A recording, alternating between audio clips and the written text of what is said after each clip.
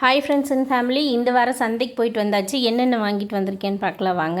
கருவேப்பிலையில் வந்து 10 ரூபா, நல்ல நாட்டு தலையாக இருந்துச்சுன்னு வாங்கியாச்சு. கொத்தமல்லி இலை பார்த்திங்கன்னா ஹைப்ரிட்டு, இதுவும் ஒரு கட்டு 10 ரூபா தான்.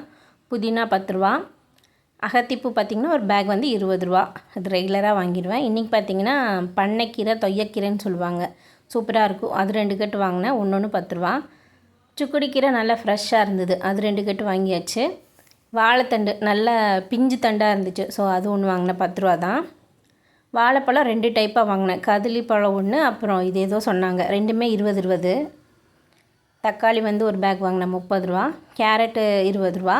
இது வந்து பெரிய நெல்லிக்காய், பெரிய இழந்த பழம் 4 20 ரூபா.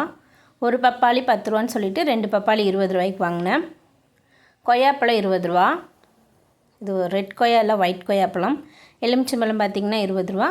நெல்லிக்காய் பார்த்திங்கன்னா 30 ரூபா.